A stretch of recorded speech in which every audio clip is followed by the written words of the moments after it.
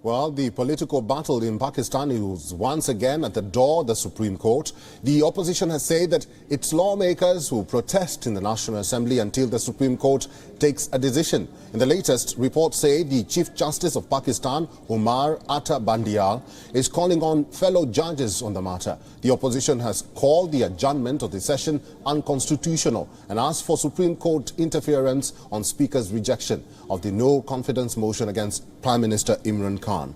Once again, the Chief Justice of Pakistan, Umar Atta Bandial, is calling on fellow judges on the matter. The opposition has called the adjournment of the session unconstitutional and asked for Supreme Court interference on Speaker's rejection of the no-confidence motion against Prime Minister Imran Khan. आज से चंद दिन पहले speaker national assembly ने किसी speaker के पास इख्तियार नहीं है कि वो Well, joining us now is Pakistan Bureau Chief Anas Malik. Anas Malik, good to see you. I've been following the events unfolding in the National Assembly. What's the latest? Is the sit-in protests still going on? Before I answer your question, now all eyes are on this building that's behind me. My camera person Vakar can also show you that this is the presidency. That's the presidency flag that is fluttering high on the presidency. That you can see, it's very clear, and this is going to whatever actions comes here from here will decide and set the future course of action in Pakistan going forward. Now the president has accepted the summary to dissolve the assemblies.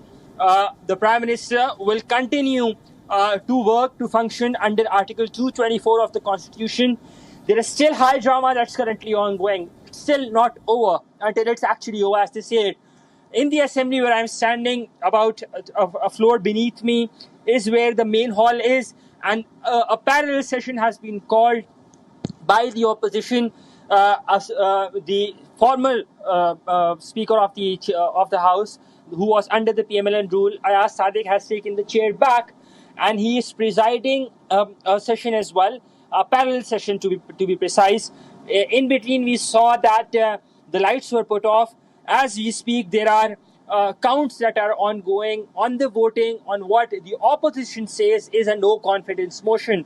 Now, what is also to be noted is that the Supreme Court has been opened now, and in about 45 minutes to 1 hour from now, we'll be seeing the Pakistan People's Party putting up a constitutional petition against what has happened today in Pakistan.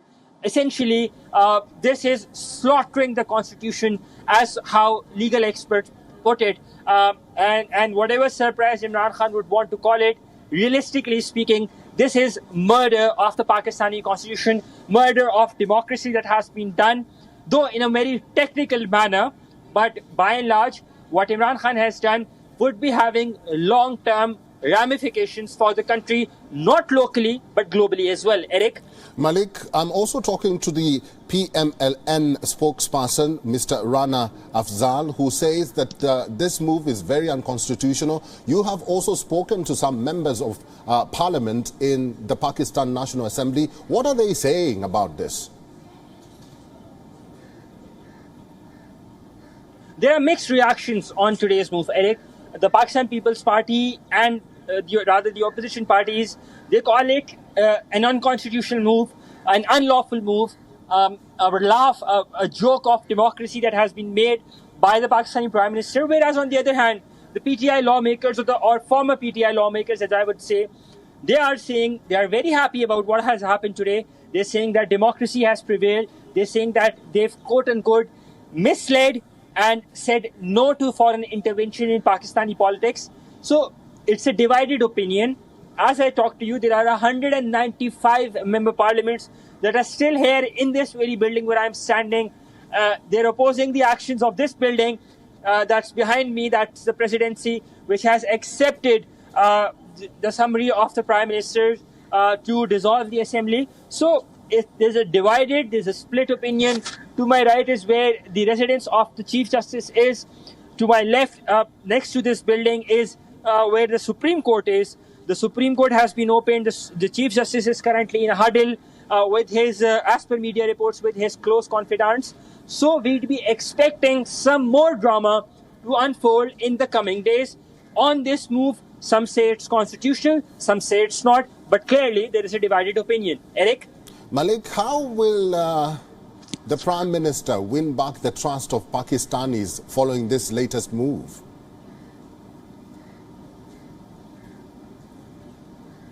Well, he is a popular leader. That being said, he's known for building narratives. And he seemed to have successfully built this narrative of a foreign conspiracy against his government. Sorry, pardon me on that. Of a foreign conspiracy on his government. Right now, he has this popular wave that supports him. And that is one of the reasons he's banking on an early call for elections. We've seen statements from the federal, from what are now the federal former federal ministers. Farooq Habib said that he tweeted that elections will be held in the next 90 days. So Imran Khan, by and large, is thriving on that popularity narrative, on that popular narrative that people of Pakistan are going to side with him, based on one public gathering that he's done in Islamabad. That was last Sunday. So, but it still remains to be seen whether supporters transpire into voters, yes or no. That's a bigger question. And secondly, how will the court react? The military has said that it has nothing to do with whatever has transpired today. In fact, I'll just read you the statement of the Pakistani military spokesperson. He said, and I quote, "Whatever has happened today, the institution that is understood as the army has nothing to do with it," unquote. Now, he was speaking to the local TV channels here in Pakistan, and so there is a bigger crisis at hand. It remains to be seen how the court will react, and what would be the future course of action going forward for the Supreme Court in order to determine the legality of the actions of today. Eric? Anas Malik, stay with me. Now, this is very unprecedented. It's a very unprecedented situation unfolding in Pakistan's National Assembly.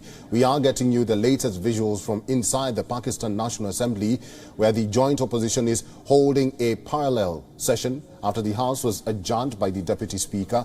The combined opposition, which is on a sit-in protest in the National Assembly, has chosen its Speaker and has presided over for testing the floor strength. PMLN lawmakers Ayaz Sadiq has taken the chair of the Speaker.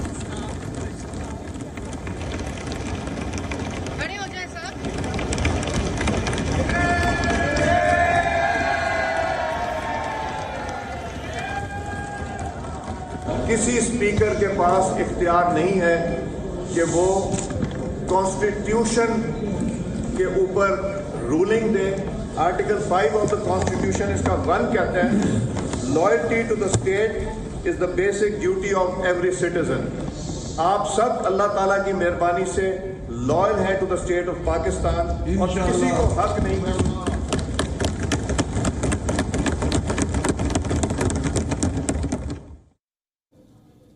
Anas Malik, thank you very much for staying on and with us. Probably you can tell us more details about this sit-in in the National Assembly. How far have they gone with their vote? Well, it's very symbolic. Before I answer you, Chief Justice of Pakistan has reached the Supreme Court, as it's being reported in the Pakistani media. And while we went for this live, I narrated that the Supreme Court has been opened. We're expecting the Pakistan People's Party to file a petition.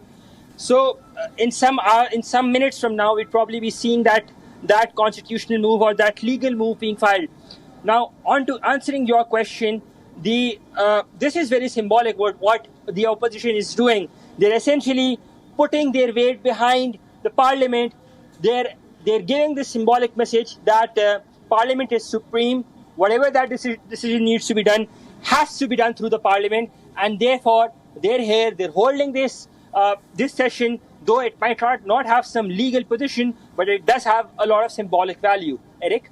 Anas Malik, thank you very much for that update and for talking to us today. I will go back to Rana Ihsan Afzal Khan, who is the PMLN spokesperson, and he is live in Lahore.